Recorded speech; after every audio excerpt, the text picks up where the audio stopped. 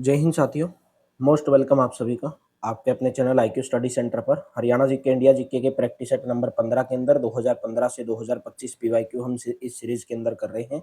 लगभग 6000 plus PYQ करने वाले हैं और आज 16वां प्रैक्टिस सेट है। डेली सुबह 7 बजे आपको ये क्लास देखने को मिलती है और डेली रात को हमारे चैनल के ऊपर 9 से 10 आपको 1000 प्लस PYQ की मैथ की क्लास आपको डेली लाइव क्लास देखने को मिलती है। चैनल पर पहली बार आए हैं, सब्सक्राइब कर लेंगे, वीडियो को ज़्यादा से ज़्यादा शेयर कर देंगे अगर आपको अच्छी लगती है और वीडियो को हाइप कर देंगे। कंप्लीट PDF जो हम पढ़ रहे हैं हरियाणा के जितने भी एग्जाम हुए हैं, अगर आपको उनके PYQ की PDF चाहिए तो आप इस नंबर के ऊपर व्हाट्सअप करके प्राप्त कर सकते हैं। तो चलिए आज का हमारा क्वेश्चन है, गेहूं कृषि के संबंध में निम्नलिखित कथनों पर विचार करें। गेहूं को अति भारी वर्षा और अति उच्च तापमान की जरूरत होती है। भारत में गेहूं सामान्यतः शीत ऋतु के अंदर उगाया जाता है। तो बताना कि दोनों कथनों में से कौन सा कथन इसके अंदर सही है। ऑप्शन नंबर बी केवल 2 वाला सही रहेगा, क्योंकि गेहूं को ज्यादा वर्षा की आवश्यकता नहीं होती है। ठीक है, गेहूं को एक मीडियम वर्षा हो जाए वही बहुत है, मीडियम तापमान हो उसकी ही जरूरत होती है। गेहूं की फसल जब पक रही होती है, आप देख रहे होंगे जब अप्रैल के महीने में गेहूं कटती है तो उस टाइम पे उसको तेज धूप की आवश्यकता होती है और शीत ऋतु के अंदर उगाया जाता है। रबी की ये फसल है, अक्टूबर नवंबर के अंदर इसको उगाया जाता है और मार्च अप्रैल के अंदर इसको काट लिया जाता है। तो पहला ऑप्शन इसके अंदर गलत है, केवल दूसरा सही हो जाएगा। मछली पालन करने के लिए एक वैकल्पिक शब्द कौन सा है। मछली पालन को मत्स्य पालन भी कहा जाता है, बी ऑप्शन करेक्ट रहेगा। जिसको आप पीसी कल्चर भी कहा जाता है, अगर इंग्लिश के अंदर मैं बात करूं क्या कहा जाता है इसको, पीसी कल्चर। मछली पालन, मत्स्य पालन, पीसी कल्चर, जिसके अंदर मछली की खेती की जाती है और कहाँ पर की जाती है, तालाबों के अंदर, टैंकों के अंदर की जाती है। पशुओं के गोबर और पेशाब को अपघटित मिश्रण या अपघटित मिश्रण को क्या कहा जाता है। राइट ऑप्शन रहेगा खेत की पांस, ए ऑप्शन करेक्ट रहेगा। खेत की पांस जो होती है, जैसे आपने देखा होगा खेत के अंदर हम ढैंचा वगैरह वगैरह उगा देते हैं और वो जो ढैंचा है वो जैविक खाद के रूप में उसका उपयोग किया जाता है। ठीक है, वैसे हम पशुओं के गोबर, ठीक है, और जो भूसा है, जो पत्ती है, अन्य जो पौधे हैं, हम खेतों के अंदर उगाते हैं और बाद में उनसे हम घास घास से हम जैविक खाद के, जैविक उर्वरक के रूप में उनका उपयोग करते हैं मेरे दोस्तों। नेक्स्ट है, फलीदार फसल इनमें से कौन सी है। सरसों, मटर, कॉफी या ज्वार। तो फलीदार फसल है इनमें से मटर, बी ऑप्शन करेक्ट रहेगा। ठीक है, और ये जो फलीदार जो पौधे होते हैं वो एक ग्रुप है जिसका नाम है फैबेसी ग्रुप। बहुत बार पूछा जाता है कि फलीदार पौधे कौन से ग्रुप के अंदर आते हैं, तो फैबेसी ग्रुप के अंदर ही आते हैं। ठीक है, फैबेसी ग्रुप, फलीदार पौधे वही कहलाते हैं जो फैबेसी ग्रुप से संबंधित होते हैं। ठीक है, जैसे मूंगफली है, मटर है, तूर, सोयाबीन, शीशम। ठीक है, एक लेवलर लेवलर का शाफ्ट बनाने के लिए आमतौर पर इनमें से किस चीज का उपयोग किया जाता है। लेवलर का शाफ्ट बनाने के लिए आमतौर पर बांस की छड़ी का उपयोग किया जाता है, ए ऑप्शन करेक्ट रहेगा। और ये जो लेवलर है, लेवलर शब्द से ही आप समझते होंगे भूमि को लेवल करने के लिए, समतल बनाने के लिए। जैसे अपने हरियाणा में सुहागा बोलते हैं उसको, एक लकड़ी का होता है। और जैसे हम कुछ फसल बोते हैं, जब बोते टाइम पे और पीछे से जो है उसको लकड़ी का एक बना होता है भारी भारी सुहागा, हम हरियाणा के अंदर उसको बोलते हैं। इनके मिट्टी को समतल बनाने के लिए उसका उपयोग किया जाता है। जैसे रोटावेटर होती है, जब रोटावेटर चलती है तो पीछे से सुहागा मारते हुए चलती है, तो वही है लेवलर। नेक्स्ट है, शेयर का उपयोग क्या करने के लिए किया जाता है। शेयर का उपयोग जानवरों की खाल उतारने के लिए, घास फूस हटाने के लिए, ऊन निकालने के लिए, सी ऑप्शन करेक्ट रहेगा। शेयर का उपयोग ऊन निकालने के लिए किया जाता है। एक प्रक्रिया होती है जिसके तहत जो भेड़ की ऊनी है उसको ऊन को काटा जाता है, जो ऊनी भेड़ होती है उसकी ऊन को काटा जाता है। ठीक है, और जो व्यक्ति भेड़ निकालता है उसी को शेरर कहा जाता है। जो व्यक्ति भेड़ की जो ऊन निकालता है उसी को शेरर कहा जाता है, सी ऑप्शन करेक्ट रहेगा। नेक्स्ट क्वेश्चन है, विंड विनोइंग या फटकना क्या है। विंड विनोइंग या फटकना का अर्थ क्या है। बीजों की मिट्टी की सतह पर बिखेरने की प्रक्रिया नहीं, अनाज के खाने योग्य हिस्से को नए खाने योग्य हिस्से से अलग करने की प्रक्रिया नहीं, अनाज को भूसे से अलग करने की प्रक्रिया, सी ऑप्शन करेक्ट रहेगा। विंड विनोइंग या फटकना क्या होता है, अनाज को भूसे से अलग करने की प्रक्रिया। जैसे हम गेहूं होते हैं तो उसके अंदर हम भूसा अलग कर लेते हैं, गेहूं अलग निकाल लेते हैं। बाजरा होता है, यानी कि हर प्रकार की वही प्रक्रिया, विंड विनोइंग प्रक्रिया वही होती है, जिसके भूसा जो है हवा के द्वारा अलग साइड में, यानी कि एक थ्रेशर में हम यूज करते हैं, एक साइड में चला जाता है और अनाज एक साइड में चला जाता है मेरे दोस्तों, ठीक है। और अनाज जो है वो हवा के अंदर भारी है, अनाज भारी है, लेकिन जो भूसा होता है वो हल्का होता है, जबकि अनाज भारी होता है, हवा उसको साथ में नहीं लेकर जा सकती, ठीक है। निम्नलिखित का मिलान करना है आपको इसके अंदर। एक साइड में गतिविधियां दी गई हैं, फसलों का आवर्तन, फसलों की खेती, फसलों का उत्पादन और फसलों का संरक्षण। तो इनमें से बताना है कि आपका राइट ऑप्शन कौन सा रहेगा, ठीक है। फसलों का आवर्तन किसको कहा जाता है? फसलों का आवर्तन कहा जाता है सिलसिलेवार तरीके से खेत में अलग अलग प्रक्रिया, फसलें उगाने की प्रक्रिया। भाई आपने देखा होगा आवर्तन, फसलों का आवर्तन का मतलब क्या है? पहले का डी रहेगा। आप देखते होंगे हम अलग अलग प्रकार की फसलें उगाते हैं, गेहूं, फिर उसके बाद खरीफ की फसल, रबी की फसल, ठीक है। तो फसलों की खेती का मतलब क्या है? फसलों की खेती का मतलब उपजाऊ जमीन पर फसल उगाने की प्रक्रिया, ठीक है। उपजाऊ जमीन पर फसल उगाने की प्रक्रिया। फसलों का उत्पादन, भोजन के रूप में उपयोग की जा सकने वाली फसल उगाने की प्रक्रिया। फसलों का संरक्षण, फसलों की रक्षा और सुरक्षा करने की प्रक्रिया। तो पहले का आपका कौन सा रहेगा? D option. कौन से में नजर आ रहा है आपको? बी ऑप्शन में नजर आ रहा है। फसलों का आवर्तन, सिलसिलेवार तरीके से खेत में अलग अलग प्रक्रिया, फसलें उगाने की प्रक्रिया। फसलों की खेती, उपजाऊ जमीन पर फसल उगाने की प्रक्रिया, ना कि बंजर जमीन पर। फसलों का उत्पादन करना, भोजन के रूप में उपयोग की जा सकने वाली फसल उगाने की प्रक्रिया। फसलों का उत्पादन, फसलों का संरक्षण करना, फसलों की रक्षा और सुरक्षा करने की प्रक्रिया। नेक्स्ट है, किसको किसानों का मित्र कहा जाता है? क्योंकि वे मिट्टी में वायु का प्रसार करने में मदद करते हैं। देखिए क्वेश्चन आपको हरियाणा पुलिस में बहुत अच्छे तरीके से काम आएंगे, फॉरेस्टर में, फॉरेस्ट गार्ड में बहुत काम आएंगे आपको ये क्वेश्चन। राइट ऑप्शन रहेगा केंचुआ। वैसा नहीं कि फॉरेस्टर हरियाणा पुलिस में, यहाँ से कृषि पशुपालन से और सभी एग्जाम में भी क्वेश्चन पूछ लिए जाते हैं। बी ऑप्शन करेक्ट रहेगा।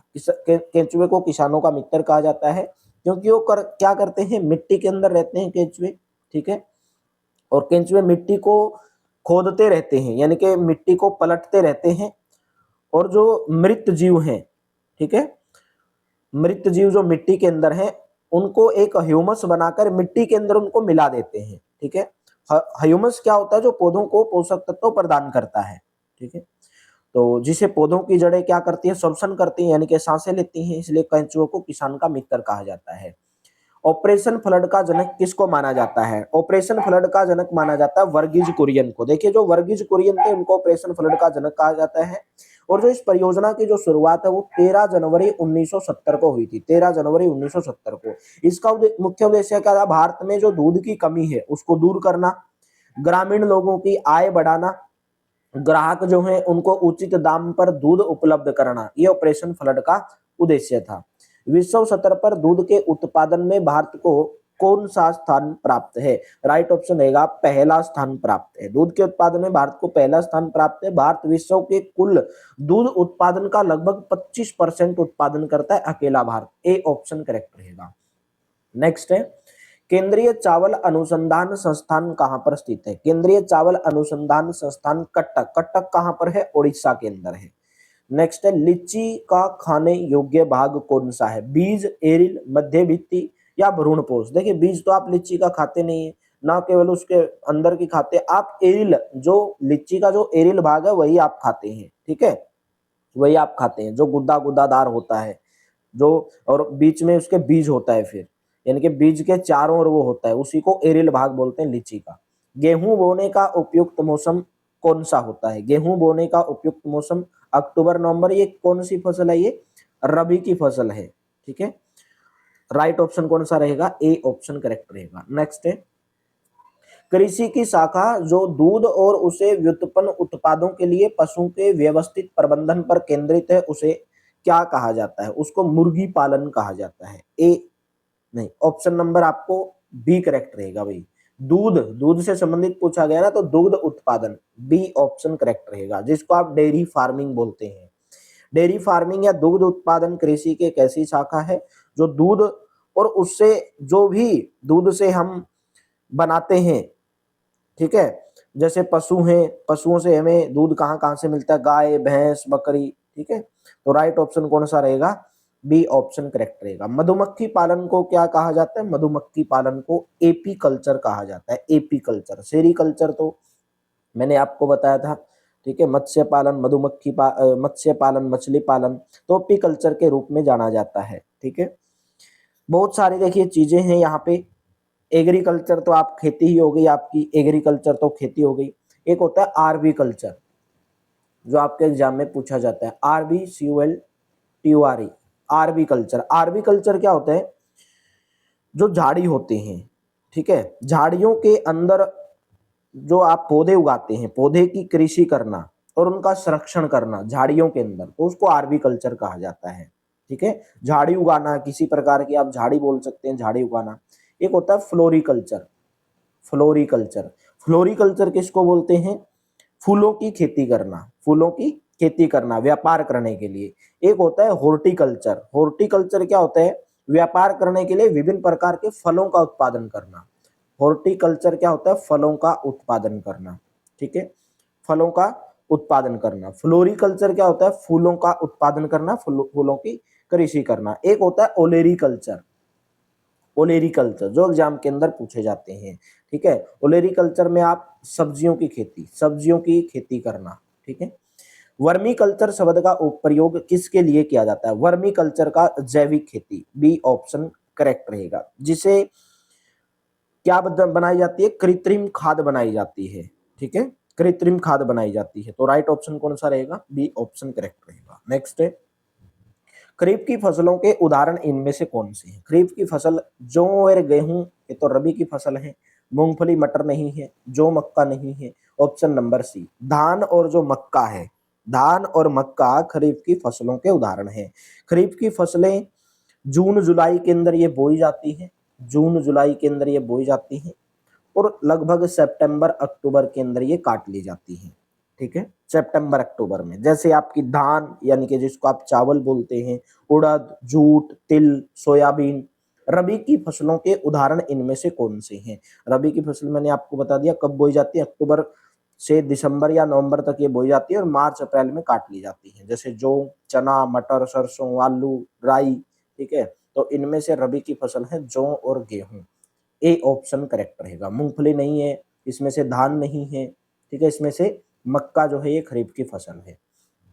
रबी और खरीफ फसलें एक कौन से जीवन चक्र को पूरा करती हैं? पोषक तत्व, वर्ष, महीना या मौसम? तो राइट ऑप्शन रहेगा मौसम के अनुसार ये बोई जाती है। रबी और जो खरीफ की फसल एक मौसम जीवन चक्र को पूरा करते हैं। जैसे अक्टूबर नवंबर में बोई जाती है, मार्च अप्रैल में रबी की फसल काट ली जाती है। शीत ऋतु की फसल भी कहा जाता है। बहुत बार पूछा जाता है कि शीत ऋतु की फसल, रबी फसल को शीत ऋतु की फसल भी कहा जाता है क्योंकि शीत ऋतु के अंदर बोई जाती है। खरीफ की फसलें जून जुलाई के अंदर बोई जाती हैं, अक्टूबर, सितंबर अक्टूबर में काट ली जाती है। जून जुलाई में बोने के कारण इनको ग्रीष्म ऋतु भी कहा जाता है, ग्रीष्म ऋतु फसलें, ठीक है। ये किसको कहा जाता है? खरीफ की फसल को। तो इसलिए मौसमी फसलें हैं। डी ऑप्शन करेक्ट रहेगा। मौसम का एक जीवन चक्कर पूरा करती है। बरसात के मौसम में कौन सी फसलें उगाई जाती हैं? खरीफ की फसलें। जैसे आप जून जुलाई में देखते होंगे बारिश होती है, चावल धान आप लोग उगाते हो, मक्का, ज्वार, बाजरा, कपास। रबी की फसलें कौन से सीजन के अंदर उगाई जाती हैं? रबी की फसलें शरद ऋतु के अंदर उगाई जाती हैं। जब खरीफ सीजन में गेहूं के बीज बोए जाते हैं तो बीज में क्या होता है? बीज धीरे धीरे अंकुरित करे, जल्दी से अंकुरित करे या बिल्कुल अंकुरित ही नहीं है, सामान्य रूप से अंकुरित है। जब खरीफ सीजन में गेहूं के बीज बोए जाते हैं तो आप देख रहे होंगे बिल्कुल बीज अंकुरित नहीं होते हैं भाई, समझ रहे हो? अंकुरित का मतलब है अगर पहले ही बीज आपने फेंका और अंकुरित हो गया तो फिर कैसे जमेगा, ठीक है। तो सी ऑप्शन करेक्ट रहेगा। गेहूं रबी की फसल है, कम पानी की आवश्यकता होती है, लेकिन जब ये पकती है उसको तेज धूप की आवश्यकता होती है, ठीक है। तो राइट ऑप्शन कौन सा रहेगा? सी ऑप्शन करेक्ट रहेगा। यदि खरीफ मौसम में गेहूं की बुआई की जाएगी तो क्या होगा भाई? बारिश की वजह से बीज अंकुरित नहीं होंगे। अगर खरीफ सीजन है, खरीफ सीजन में क्या होती है? बारिश होती है और गेहूं के बीज आप बो दोगे और बारिश की वजह से बीज अंकुरित ही नहीं होंगे, जैसे पपड़ी जम जाती है, बाहर ही नहीं आते हैं बीज। बहुत बार आपने देखा होगा भाई, आप कुछ भी फसल उगाते हो और बाद में क्या होता है? बारिश हो जाती है तो आपकी फसल बाहर ही नहीं आती है, अच्छे से जमती नहीं है, तो बीज अंकुरित नहीं है। नेक्स्ट बताइए, कपास की खेती के लिए निम्नलिखित में से किस प्रकार की मिट्टी उपयुक्त है? कपास की खेती के लिए मृदा मिट्टी, रेगुड़ मिट्टी और जिसको आप काली मिट्टी भी कहा जाता है, काली मिट्टी कपास के लिए काली मिट्टी उपयुक्त होती है, रेगुड़ मिट्टी के नाम से भी इसको जाना जाता है। दक्कन, भारत में दक्कन का जो पठार है वहां पर काली मिट्टी ज्यादा पाई जाती है और कपास की खेती बड़े पैमाने पर की जाती है, जैसे महाराष्ट्र, गुजरात, आंध्र प्रदेश। धान का खैरा रोग उत्पन्न होता है। धान का खैरा रोग बोरोन की विषाक्तता के कारण या मैंगनीज की विषाक्तता के कारण, मैग्नीशियम की कमी से, जस्ता की कमी से। धान के अंदर एक रोग है खैरा रोग, जिसके अंदर मिट्टी के अंदर जिंक यानी कि जस्ता, जिसको आप बोलते हैं जिंक, जेडन, जिंक की कमी हो जाती है, जिंक की कमी हो जाती है। ठीक है, और इसके अंदर जो पत्तियां हैं हल्के पीले रंग के धब्बे इसके अंदर बन जाते हैं पत्तियों के ऊपर। इनके पत्तियां जो फसल है वो पीली पीली पड़ने लगती है, तो पौधे छोटे ही रह जाते हैं और उपज कम होती है। आप देख रहे होंगे कई बार आप फसल उगाते हैं तो पौधे छोटे छोटे रह जाते हैं, यानी कि ज्यादा इंक्रीज बढ़ते नहीं है। पूसा जवाला किसकी एक किस्म है? पूसा जवाला मिर्च की एक किस्म है। ए ऑप्शन करेक्ट रहेगा। ठीक है, और आप देख रहे होंगे मिर्च के पौधे ज्यादा बड़े नहीं होते, छोटे छोटे पौधे होते हैं, झाड़ी झाड़ी के टाइप में ये होते हैं मिर्चों के पौधे। ठीक है, और जब ये पकते हैं तो लाल रंग के अंदर ये जो पौधे हैं परिवर्तित हो जाते हैं। ठीक है, तो राइट ऑप्शन कौन सा रहेगा? ए ऑप्शन करेक्ट रहेगा। नेक्स्ट है सोनालिका और कल्याण सोना उच्च उपज और रोग प्रतिरोधी किसकी किस्में हैं? सोनालिका और कल्याण सोना राइट ऑप्शन रहेगा गेहूं की किस्में हैं। बी ऑप्शन करेक्ट रहेगा। रोग प्रतिरोधी किस्में हैं। ठीक है, यानी कि ना तो इसके अंदर ये जो सोनालिका और कल्याण जो गेहूं की किस्में हैं, ना तो ज्यादा गेहूं बड़ी होती है ना ज्यादा छोटी होती है। ठीक है, किस राज्य में झूम की खेती प्रचलित है? अब की बार भी आपका ये क्वेश्चन पूछा गया था, मणिपुर, मध्य प्रदेश, हरियाणा या पंजाब। झूम की खेती का जो प्रचलन है लगभग भारत का जो उत्तर पूर्वी एरिया है, जैसे असम हो गया, मणिपुर हो गया, मिजोरम, नागालैंड, इन राज्यों के अंदर की जाती है। तो ऑप्शन नंबर ए करेक्ट रहेगा। और झूम की खेती को और अन्य किस नाम से जाना जाता है? यही क्वेश्चन आपका पूछा गया था, slash and burn, slash and burn. ठीक है, स्लैश एंड बर्न कृषि को भी क्या कहा जाता है? झूम कृषि कहा जाता है। ठीक है, झूम कृषि कहा जाता है। तो आपके एग्जाम के अंदर पूछा जाता है उत्तर पूर्वी भारत में झूम की खेती की जाती है, यानी कि मणिपुर में। प्रधानमंत्री कृषि सिंचाई योजना का लक्ष्य क्या है? प्रधानमंत्री सिंचाई जो कृषि सिंचाई योजना है, जल उपयोग दक्षता में सुधार करना और प्रति डोप अधिक फसल प्रदान करना।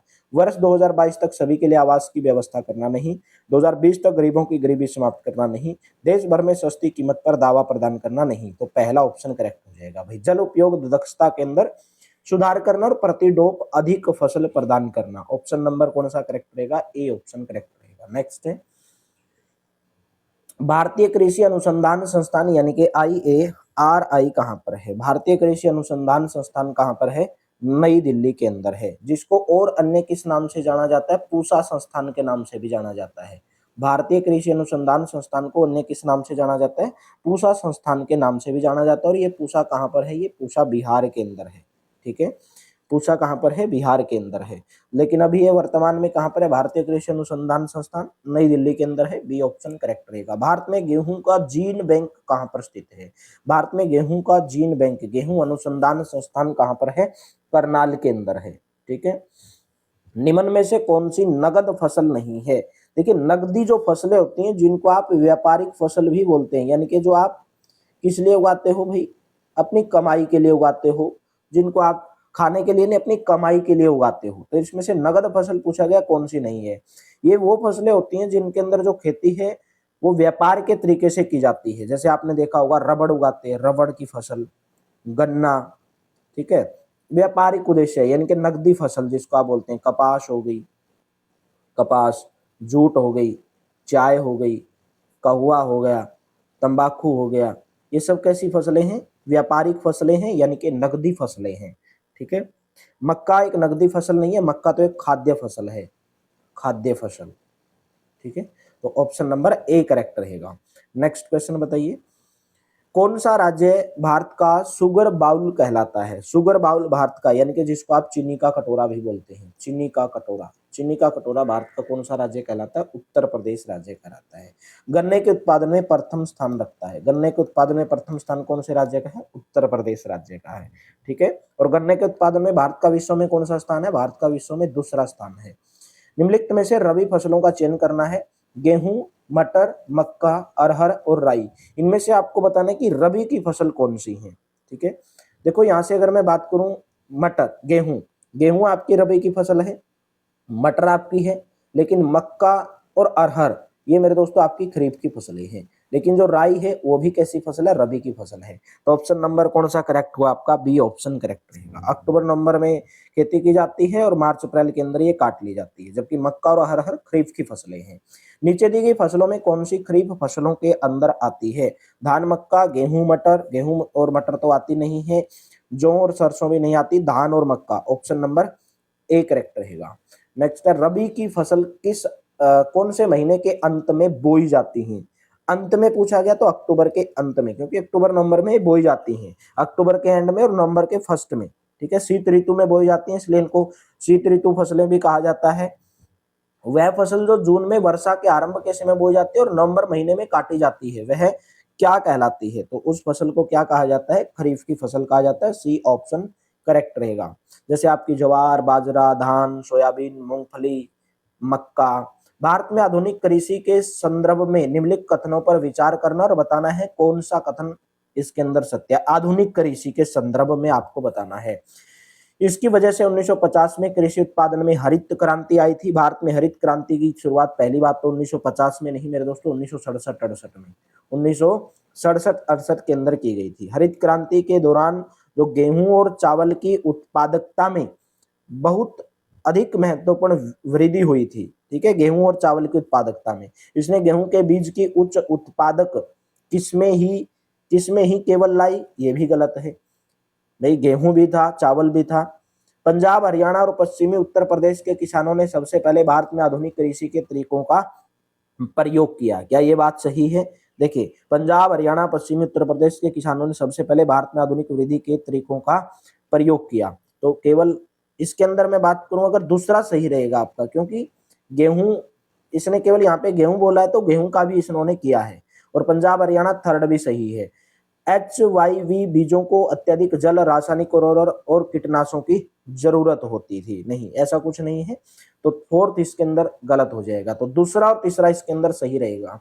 तो ऑप्शन नंबर आप डी लगाओगे, क्योंकि गेहूं के बीज को भी, गेहूं के भी अच्छी खासी उपज पैदा हुई थी उस टाइम पे, हरित क्रांति, और चावल के उत्पादन के भी अंदर वृद्धि आई थी। तो ऑप्शन नंबर सेकंड भी सही है और थर्ड भी सही है। तो डी ऑप्शन यहाँ पे करेक्ट रहेगा। नेक्स्ट है, परंपरागत कृषि विकास योजना का मुख्य उद्देश्य क्या है? देश में जैविक खेती को बढ़ाना। पहला ऑप्शन ही आपका यहाँ पे करेक्ट रहेगा। परंपरागत कृषि विकास योजना का जो मुख्य उद्देश्य है वो जैविक खेती को बढ़ावा देना और प्रचार करना। ठीक है, इस योजना के तहत किसानों को जैविक खेती की जानकारी दी जाती है और इसकी जो शुरुआत है वो 2015 के अंदर की गई थी। नीली क्रांति किससे संबंधित है? नीली क्रांति मछली उत्पादन से, डी ऑप्शन करेक्ट रहेगा। इसका मुख्य उद्देश्य मछली उत्पादन को बढ़ावा देना। जो 7वीं पंचवर्षीय योजना जब चल रही थी 1985-90 के दौरान, इसको नीली क्रांति की शुरुआत हुई थी। कब? 7वीं पंचवर्षीय योजना, 7वीं पंचवर्षीय योजना 1985-90। काटो और जलाओ कृषि किस प्रकार की कृषि को कहा जाता है? स्थानांतरण कृषि, ऑप्शन नंबर ए पहला ही करेक्ट हो जाएगा। स्थानांतरण कृषि को क्या कहा जाता है? काटो और जलाओ, ए ऑप्शन करेक्ट रहेगा। तो आज का आपके लेटेस्ट क्वेश्चन है, कोंकण रेलवे किसको किससे जोड़ता है? Goa Mangalore, Roha Mangalore, Kanyakumari Mangalore, Kanyakumari Mumbai. Answer comment box के अंदर देना है। कल का आपका होमवर्क का क्वेश्चन था, राउरकेला स्टील प्लांट कहां पर स्थित है? राउरकेला स्टील प्लांट कहां पर है मेरे दोस्तों? उड़ीसा के अंदर है। ठीक है, तो मैंने आपको कल ये सभी क्वेश्चन जो है आपको करवाए थे। अगर आपको क्लास बेहतर लगी, अच्छी लगी तो वीडियो को लाइक करना, शेयर करना। राउरकेला स्टील प्लांट कहां पर स्थित है? मैंने छत्तीसगढ़ बताया था, उड़ीसा बताया था। आप लोगों ने जो आंसर दिया था उड़ीसा ही है इसका आंसर। ठीक है, तो उड़ीसा के अंदर है Rourkela steel plant, B option correct रहेगा। बहुत सारे ने इसका आंसर गलत दिया था। तो आप हमारे टेलीग्राम को, व्हाट्सएप चैनल को और इंस्टाग्राम को ज्वाइन कर लेना। क्लास अच्छी लगी वीडियो को लाइक कर देना, शेयर कर देना। Thank you, have a nice day. मिलते हैं कल की क्लास में। डेली क्लास को ज्वाइन करते रहना।